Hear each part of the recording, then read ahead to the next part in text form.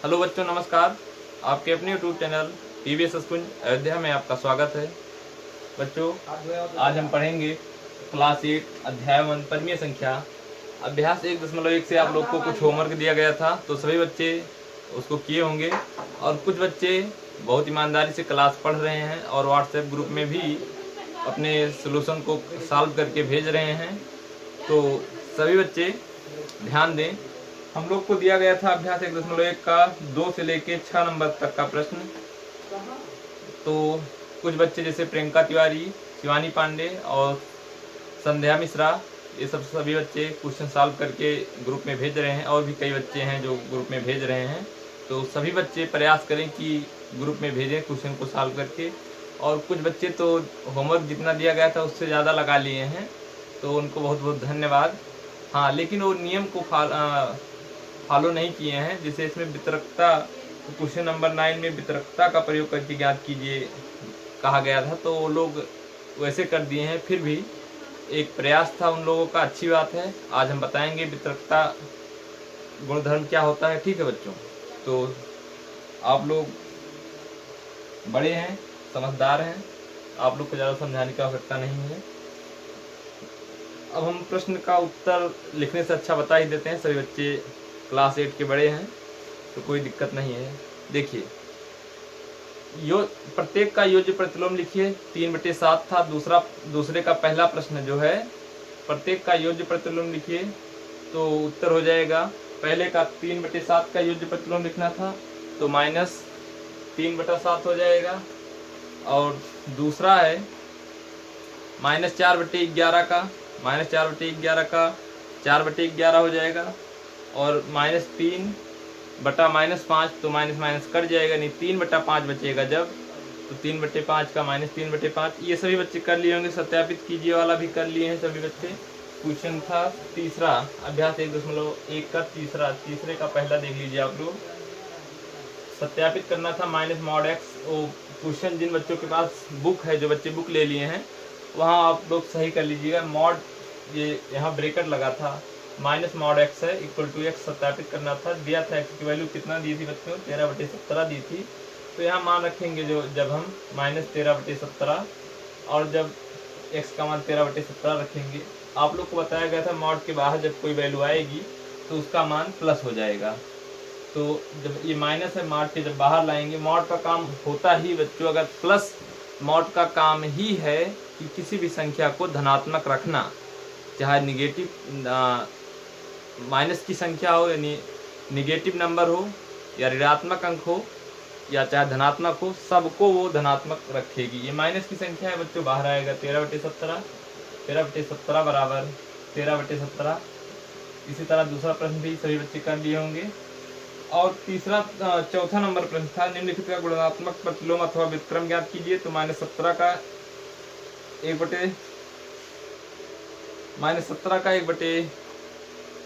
1/17 हो जाएगा। गुणात्मक प्रतिलोम क्या होता है? गुणात्मक प्रतिलोम बच्चों कि जब योग गुणनफल 1 आ जाए, जैसे 17 का गुणात्मक प्रतिलोम कहा गया है बच्चों ना, तो -17 का 1/-17 जब करेंगे, -17 का जब 1/-17 करेंगे तो इनका जो गुणनफल है ये से कट जाएगा, 1 आएगा। यही है गुणात्मक प्रतिलोम, आप लोग को बताया गया था। तो इसको अब मिटा देते हैं और काफ़ी कुछ चीज़ें हम लोगों को सीखना है। अब हम चलते हैं 5वां नंबर प्रश्न। बताइए कौन से गुणधर्म की सहायता से आप 1/4 गुणे 5 गुणे 7/6 का 1/4 गुणे 5 गुणे 7/6 के रूप में अभिकलन कर सकते हैं। तो गुणन की सहचारिता नियम यहाँ लागू है। आप लोग सभी बच्चे काफ़ी अपने सामने रखेंगे तभी ये चीज़ें समझ पाएंगे। पिछली क्लास जो बच्चे देखेंगे वही बच्चे इस क्लास को भी समझ पाएंगे। और जो बच्चे क्लास मान लीजिए पहली बार देख रहे हैं तो प्लेलिस्ट में जाके 1 नंबर से क्लास पढ़ी है, उसको सभी बच्चे देख लें। तो इसमें गुणन की सहचारिता था, गुणधर्म का पालन किया गया था। 6ठे नंबर प्रश्न में निम्नलिखित प्रत्येक में गुणन के अंतर्गत उपयोग किए गए गुणधर्म को लिखिए। 6ठे का जो पहला है उसमें क्रम विनिमय पर गुण है बच्चों, क्रम को उलट पलट दिया गया है। और दूसरा जो नंबर है इसमें भी क्रम विनिमय पर गुण तो है, एक हिसाब से क्रम विनिमय पर गुण है, लेकिन यहाँ बच्चों गुणात्मक तत्समक भी है। गुणात्मक तत्समक आप लोग को पढ़ाया गया था कि गुणात्मक तत्समक क्या होता है। जब किसी संख्या में, देखिए बच्चों दूसरे पे हम थोड़ा सा डिस्कस कर देते हैं। 6 का दूसरा नंबर का जो प्रश्न है बच्चों, ये है -6/13 गुणे 1 बराबर 1 गुणे -6/13। तो देखिए बच्चों, ये एक हिसाब से क्रम विनिमय प्रगुण तो है। यहाँ आप लोग उत्तर पे मत जाया करिए बच्चों कि उत्तर क्या लिखा है। कुछ बच्चे उत्तर पे चले जाते हैं, ये मायने नहीं रखता, उत्तर भी तो इंसान ही लिखता है। हो सकता हो ना लिख पाया हो, या हो सकता है उससे गलती हो गई हो। तो बुक में जो लिखा है 100% वही सही है, ये बात कतई हर जगह लागू नहीं होती है। तो ये आप लोग इस भ्रम को अपने दिमाग से निकालें। तो देखते हैं, -6/13 गुणे 1 है। यहाँ क्रम विनिमय प्रगुण है बच्चों, क्योंकि एक इधर है एक इधर है। क्रम विनिमय प्रगुण क्या होता है? क्रम का परिवर्तन, क्रम को बदल देते हैं, वही हमारा क्रम विनिमय प्रगुण हो जाता है। तो एक इधर है, -6/13 इधर, इसमें एक इधर हो गया और 6/13 इधर हो गया। ठीक, यहाँ क्रम विनिमय प्रगुण तो भी है एक हिसाब से, लेकिन यहाँ गुणात्मक तत्समक भी है बच्चों। कैसे गुणात्मक तत्समक है? कि किसी परिमेय संख्या में जब 1 से गुणा करे स्वयं वही परिमेय संख्या प्राप्त हो, तो क्या हो जाता है? गुणात्मक तत्समक हो जाता है। -6/13 गुणे 1 अगर यहाँ हम करें तो क्या प्राप्त होगा? -6/13। ये परिमेय संख्या -6/13 थी, 1 से गुणा किया, हमें वही परिमेय संख्या प्राप्त हुई। इसलिए बच्चों यहाँ गुणात्मक तत्समक भी है। अब हम कुछ प्रश्न इसमें जो 7, 8 और 9, 10 नंबर का बचा है उसको हम लिख देते हैं। वितरकता का प्रयोग करके 9 नंबर है। पहले हम समझ लेते हैं कि वितरकता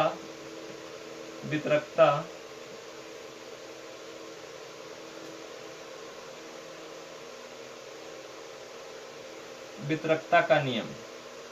पहले हम वितरकता का नियम जान लेते हैं बच्चों। तो वितरकता का नियम देखते हैं हम लोग। वितरकता का क्या नियम है?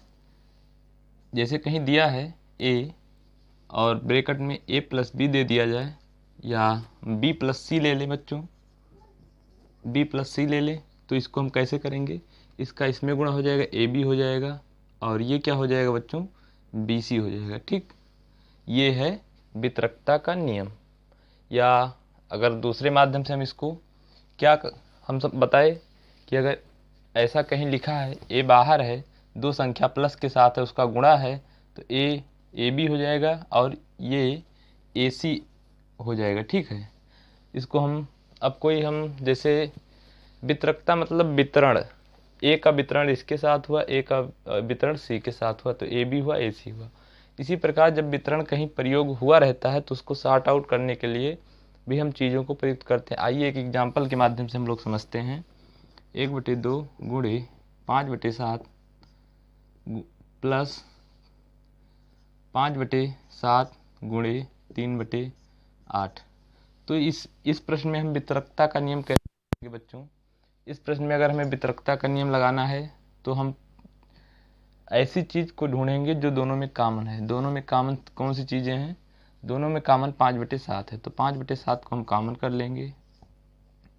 1/2 बचा और प्लस 3/8 बचा। इन दोनों संख्याओं को हम जोड़ लेंगे,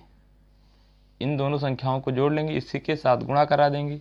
इसका अगर एलसीएम लें, 8 और 2 का एलसीएम, 8 और 2 का एलसीएम 16 हो जाएगा। इसी का आगे हम सॉल्व कर दे रहे हैं, 3/7 गुणे 16 हो जाएगा, और इधर हो जाएगा 8 और इधर हो जाएगा 6।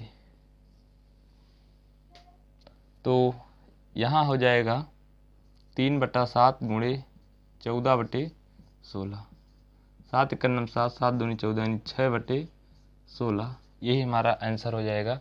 वितरकता का नियम क्या है कि अगर 2 संख्याओं का योग है, तीसरी संख्या का उनके साथ गुणा है, तो उन संख्याओं का जो तीसरी संख्या है उसका गुणा किस प्रकार होगा? ab हो जाएगा, पहली संख्या के साथ फिर दूसरी संख्या के साथ। ये हो गया वितरकता का नियम। ठीक, ये हम संख्या का गुणा करा के हम ये संख्या बना लिए। अब हम यहाँ क्या, हमको एक संख्या ही दी थी, हम इसको क्या किए, इसमें कॉमन लेके हम इसको सॉल्व किए, तो ये हो गया वितरकता का नियम। यही चीज़ तो बनी है बच्चों। देखिए, ये a मान लिया जाए, इसको b मान लिया जाए, इसको c मान लिया जाए। ठीक, ये a है, a b है, a c है। ठीक, और इसी को जब विस्तार रूप में लिखेंगे तो यही इसी तरह लिखा जाएगा ना। उसी को जब हम सॉर्ट आउट किए, छोटे रूप में लिखे, तो ये बन गया। तो वितरितता का नियम ये है कि जब कई संख्याओं का गुणा रहे, उसमें जो कॉमन दिख रहा है उसको हम कॉमन कर लेंगे। मतलब कॉमन वो क्यों हुआ, कॉमन इसलिए हुआ, उसको कॉमन इसलिए लिए क्योंकि उसका दोनों संख्याओं के साथ गुणा था। वो जो संख्या हम कॉमन लिए वो दोनों संख्याओं के साथ क्या थी बच्चों, वितरित थी। ठीक, अब हम इसको मिटा देते हैं, आगे चलते हैं, आगे का प्रश्न नोट कर देते हैं बच्चों। आगे है हमारा 7 नंबर का प्रश्न। 6 नंबर तक आप लोग लगा ही लिए थे, 7 नंबर का प्रश्न है।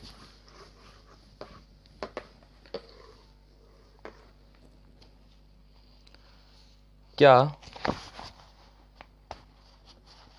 देखिए बच्चों 7 नंबर,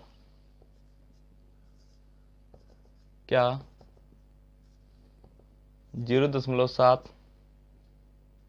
एक सही 3/7 का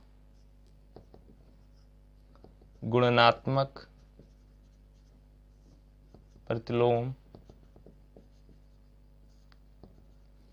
है, क्यों अथवा क्यों नहीं। आप लोग को बताना है बच्चों कि क्या 0.7 एक सही 3/7 का गुणनात्मक प्रतिलोम है, क्यों है अथवा क्यों नहीं। अगर है तो क्यों। तो गुणात्मक प्रतिलोम आप लोग को बताया गया था कि जब किसी परिमेय संख्या का ऐसी परिमेय संख्या के साथ गुणा करें कि उसका गुणनफल 1 आ जाए तो उसे गुणात्मक प्रतिलोम कहते हैं। तो 0.7 को हम 7/10 लिख सकते हैं, और ये सही बटे में दिया है तो 7 × 9 = 7, 3 × 10 10/7, तो इसको हम 10/7 लिख सकते हैं।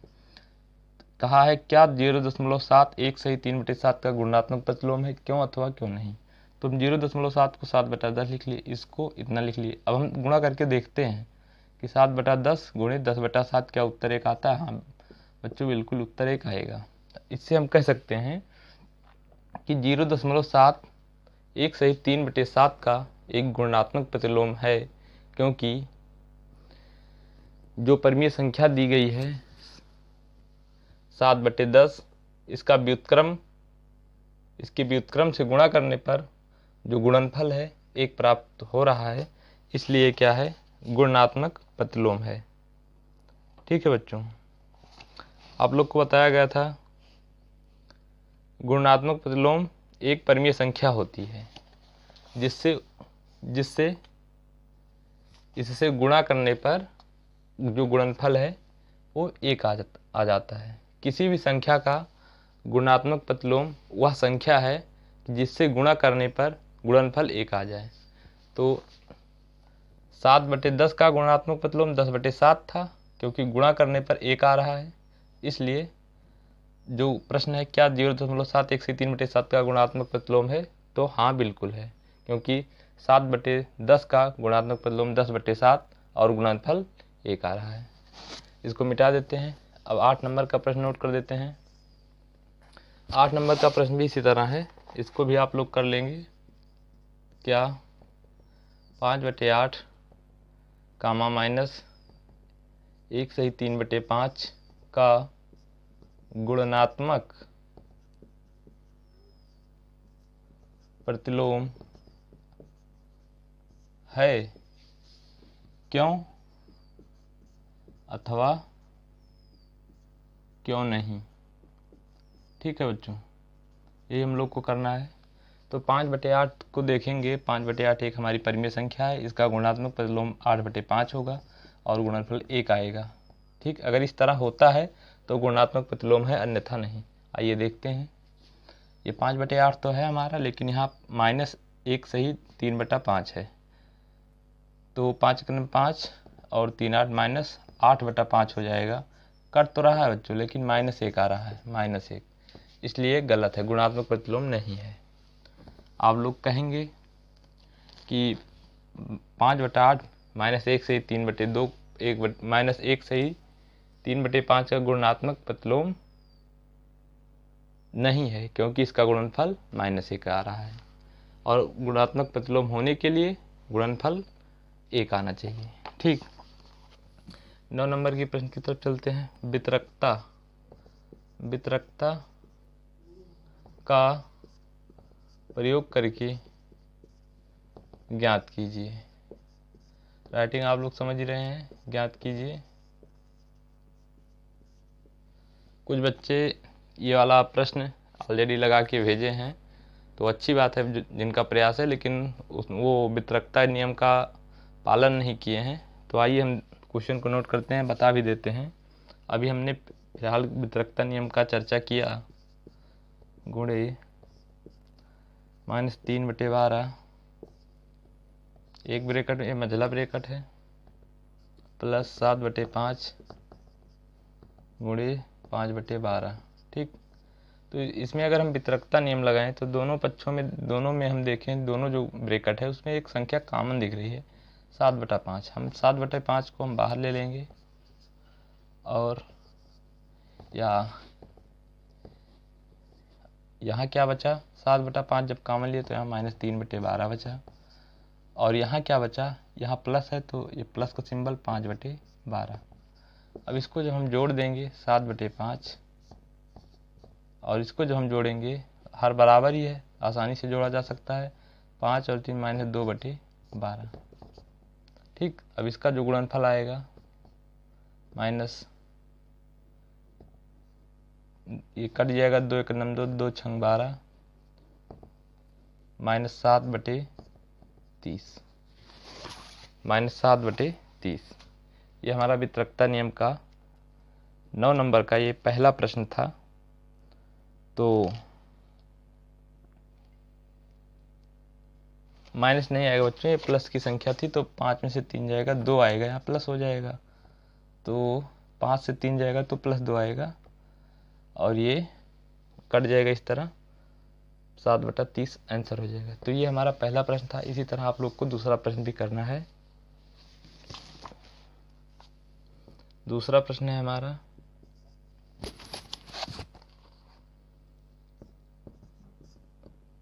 9/16 गुणे 4/12 प्लस -3/9 गुणे 9/16। अब इसमें क्या कॉमन है, 9/16 कॉमन है, तो इसको आप लोग कर लेंगे, बताने की आवश्यकता नहीं है। ठीक है बच्चों, इसके आगे अगला प्रश्न याद कीजिए। 10 नंबर का प्रश्न है, गुणधर्मों के प्रयोग से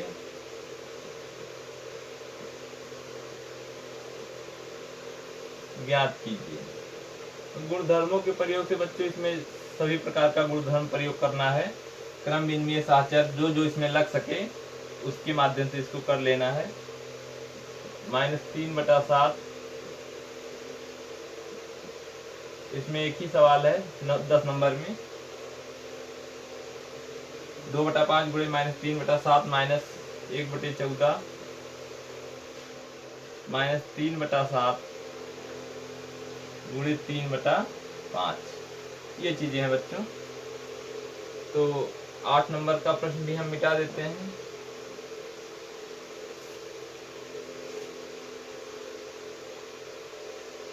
ये हमारा 9 नंबर का प्रश्न है। 2/5 गुणे -3/7 -1/14 -3/7 गुणे 3/5। तो क्या करेंगे, इसका गुणा करा लेंगे, इसका गुणा करा लेंगे, फिर ये एक संख्या बन जाएगी, ये एक संख्या बन जाएगी, फिर उसको सॉल्व करके हम कर लेंगे। ठीक है, अभी हमारा अभ्यास 1.1 समाप्ति की तरफ है, इसको सभी बच्चे कर लेंगे और इसका जो उत्तर है अगले क्लास में कुछ बताया जाएगा। अब हम आगे चलते हैं, इसको मिटा देते हैं और अभ्यास 1.2 की तरफ बढ़ते हैं। उससे पहले हम कुछ चीजें डिस्कस करेंगे। आइए देखते हैं क्या है आप लोग की बुक में। परिमेय संख्याओं का संख्या रेखा पर निरूपण। आइए देखते हैं क्या है हमारी हेडिंग। परिमेय संख्याओं का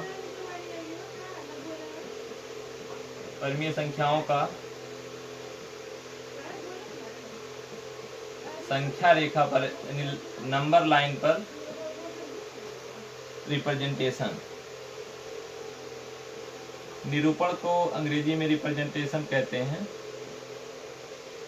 आइए, आप लोग जानते हैं कोई भी रेखा एक नंबर लाइन हो सकती है। नंबर लाइन मतलब संख्या रेखा, एक ऐसी रेखा, एक ऐसी लाइन जिसपे हम अंकों को प्रदर्शित करें, संख्याओं को प्रदर्शित करें, उस लाइन को हम संख्या रेखा कहते हैं। ठीक, आप लोग रेखा की डिफिनेशन जानते हैं ना कि लाइन, रेखा, आप लोग आर्ट में पढ़ते हैं, रेखा किसे कहते हैं?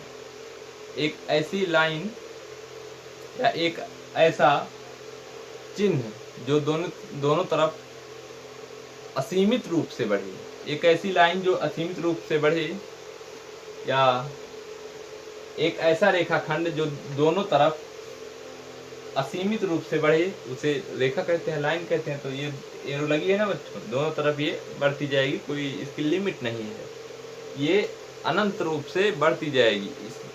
ये रेखा को कहाँ तक खींच सकते हैं? पूरी पृथ्वी आप खींच लीजिए, फिर भी ये रेखा खत्म नहीं होगी। तो इसीलिए इसको अनंत नाम देते हैं। और आप लोग जानते हैं संख्या में पूर्णांक होता है।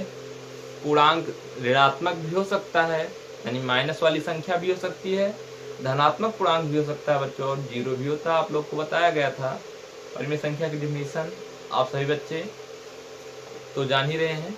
हाँ, लेकिन एक बार परिमेय संख्या की डिफिनीशन भी कल आप लोग होमवर्क में लिख के भेजेंगे कि परिमेय संख्या किसे कहते हैं। होमवर्क में आप लोग एक प्रश्न और नोट कर लें कि परिमेय संख्या किसे कहते हैं, आप लोग इसकी डिफिनीशन लिख के भेजेंगे। ठीक, और कुछ एग्जाम्पल भी देंगे, जैसे दिखाएंगे कि 5/7 एक परिमेय संख्या है, 5/0 एक परिमेय संख्या नहीं है, क्योंकि किसी भी संख्या में 0 से भाग देने पर वह अपरिभाषित हो जाती है, इस तरह से। और हाँ, पूर्णांक की बात कर रहे थे, इंटीजर्स। तो इंटीजर्स जो होता है पूर्णांक, धनात्मक भी होता है, ऋणात्मक भी होता है, जीरो भी होता है। जो 1 से चालू होता है, 1 2 3 4 5 6, ये हमारी प्राकृतिक संख्या हो जाती है। 0 से अगर चालू करें, 0 1 2 3 4 5 6, तो ये हमारा पूर्ण संख्याएं हो जाती है, होल नंबर हो जाता है। और -1 -2 -3 ये सब हमारी ऋणात्मक संख्याएं हो जाती हैं। जब सभी संख्याओं को हम कंबाइन कर लें, माइनस वाली संख्या को और प्लस वाली संख्या को और जीरो को भी शामिल कर लें, तब हमारा हो जाएगा, वो सभी संख्याएं हो जाएंगी, पूर्णांक कहलाएंगी। और सभी संख्याओं को एक साथ वास्तविक संख्या भी कहते हैं, जिसको अंग्रेजी में रियल नंबर कहते हैं।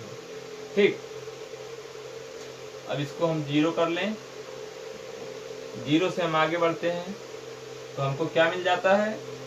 0 से हम आगे जाएंगे तो हमको 1 मिलेगा, फिर उसके और आगे जाते हैं तो 2 मिल जाएगा, फिर 0 से अगर बाईं तरफ जाते हैं बच्चों तो -1 मिलता है, और बाएं जाते हैं तो -2 मिलता है। इस तरह से क्या है नंबर लाइन, ये अंक है बच्चों, ये क्या है? अंक है, पूर्णांक है। तो ये पूर्ण अंक है। अभी इसमें हम परिमेय संख्याओं को नहीं भरें। परिमेय संख्या मतलब एक भिन्न के तरह से जो लिखी जाती है P/Q के रूप में, जैसे 5/7 एक परिमेय संख्या है, तो उसको अभी हम जब इसमें रखेंगे, किस तरह रखा जाता है, यही हम लोगों को देखना है। ठीक है, आइए देखते हैं आगे। देखिए बच्चों, अब हम एक संख्या लेते हैं, क्या? 7/4। 7/4 को हमें संख्या रेखा पर दिखाना है कि 7/4 आखिर होगी कहाँ। देखिए बच्चों, 7/4 को अगर हम भाग दें तो 7 भागे 4 3, तो इसको क्या लिख सकते हैं? 1 सही 3/4। 1 सही 3/4। तो ये बात तो कन्फर्म है बच्चों, 7/4 जो है 1 सही 3/4 लिखा जा सकता है इसे। आप लोग कहेंगे हाँ, 7/4 को 1 सही 3/4 लिखा जा सकता है। ये निश्चित है कि 7/4 जो है 1 के बाद होगी, 1 के बाद होगी, क्योंकि 1 तो इसमें है ही, 3/4 है, 1 के बाद 3/4। ठीक, 1 के बाद 3/4। अब हम क्या करेंगे? 1 तो यहाँ हम कंप्लीट हो गया, 1 यहाँ जो है हमारा पूरा हो गया। ये 3/4 बचा है ना, 3/4, 1 के बाद 3/4, समझ रहे हैं आप लोग। आगे देखते हैं कि ये क्या है बच्चों, ये 3/4 है और ये क्या है 7/4। तो 1 के बाद होगी 7/4 जो है निश्चित है, 1 और 2 के बीच में होगा, यानी 1 के बाद होगी, ये हम लोग को पता चल गया। अब हम इस खाने को कितने भागों में बांटेंगे, जो हर है, हर कितना है 4, तो इस खाने को हम 4 भागों में बांटेंगे, 1 2 3, ठीक, और ये के 4, मतलब बिंदु तो हम 3 लगाए, लेकिन ये कितने भाग में बटा, 1 भाग, 2 भाग, 3 भाग, 4 भाग। कितने भाग में बट गया बच्चों, ये 4 भाग में बट गया, ठीक। तो हम इसको दिखाएंगे कैसे, क्या दिखाएंगे,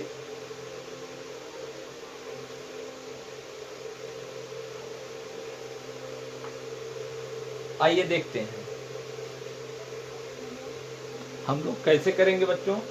यहाँ क्या होगा, 3/4 है ना, 1 के बाद 3/4, ये बात ध्यान देंगे। 3/4 का मतलब 1 2 3, 3/4, 1, ये कुछ होता नहीं, 1 से 3/4 बच्चों, 1 + 3/4 होता है ये, आप लोग ध्यान दीजिए। 1 से 3/4 को 1 + 3/4 लिखेंगे, तो 1 तो यहाँ हमारा पूरा हो गया, लेकिन 3/4 ये पूरा, ये 1 है, ये भी 1 है ना, 1 से 2 के बीच कितना गैप है, कितना अंतर है, 1।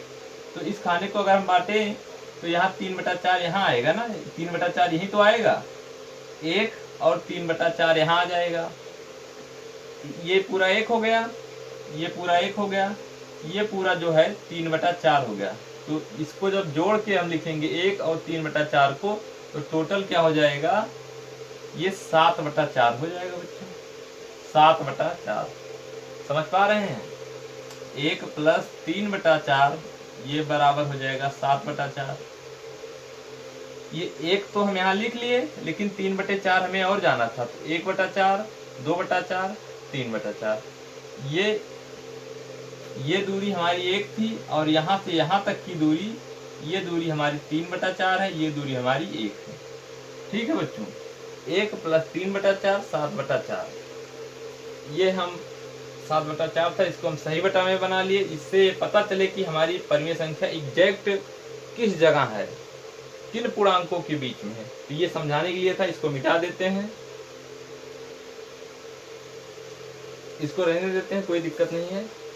अब ये बताइए बच्चों, यहाँ 7/4 हो गया, तो यहाँ क्या होगा, जाहिर सी बात है 6/4 होगा, 6/4 होगा, यहाँ 5/4 होगा।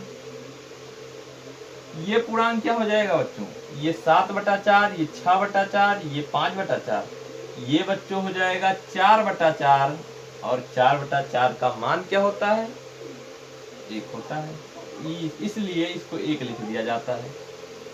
देखिए बच्चों, इसे बारीकी से समझिएगा, ये जो चीजें नंबर लाइन दिखाई जा रही हैं, 5/4 के बाद 4/4, फिर 3/4, फिर 2/4, फिर 1/4, फिर उसके बाद 0 हो जाएगा, ठीक। तो ये था हमारा परिमेय संख्याओं का संख्या रेखा पर निरूपण, किस तरह से हम परिमेय संख्या को संख्या रेखा पर दिखाएंगे, ठीक। अब आइए, एक इसमें से भी होमवर्क आप लोग को दे दिया है, इसको मिटा देते हैं। इस पे हम कल और थोड़ा सा डिस्कस कर लेंगे अगली क्लास में। अभ्यास 1.2, अभ्यास 1.2 से एक प्रश्न आप लोग ले लीजिए। 9/5 और -7/8 को संख्या रेखा पर निरूपित कीजिए, यानी प्रदर्शित कीजिए या रिप्रेजेंट कीजिए, निरूपित कीजिए। तो इसे आप लोग कर लेंगे, संख्या रेखा बनाएंगे। ये संख्या 9/5 है तो 0 से इधर होगी, और ये संख्या -7/5 है तो 0 के बाईं तरफ होगी, ठीक। इसको आप लोग करेंगे। इस प्रश्न को यहाँ 1 2 3 इस तरह नोट करेंगे। 9/5 को क्या करेंगे, 9/5 को इस तरह लिख के तो इसको सही बटे में बना लेंगे। क्या होगा, 1 सही 4/5। तो निश्चित है 9/5 जो है 1 और 2 के बीच में होगी। 1 तो यहाँ पूरी होगी, लेकिन 4/5 आगे भी होगी। यानी ये खाना कितने भागों में बटेगा, हर कितना है इसका 5। 1 से 2 के बीच हम कितने भाग में बांटेंगे, 1 2 3 4 बिंदु जब रख देंगे तो ये खाना 5 भागों में बट जाएगा। और यही पॉइंट हमारा जो हो जाएगा 1 2 3 4, ये पॉइंट जो हमारा हो जाएगा 4/5। ये पॉइंट जो हमारा हो जाएगा ये 4/5 और ये पूरा 1, तो ये पूरा हो जाएगा 9/5। इसी तरह हम पीछे भी आएंगे, कर लेंगे। तो इन सब चीज़ों को यहीं पे हम समाप्त करते हैं आज की क्लास को, और आगे हम संख्या रेखा पर परमीय संख्याओं को किस तरह निरूपित करते हैं और डिटेल में बताएंगे। और उसके बाद दो परमीय संख्याओं के बीच कितनी परमीय संख्या है इसको भी दिखाएंगे। तो बच्चों आज की क्लास को यही समाप्त करते हैं। धन्यवाद।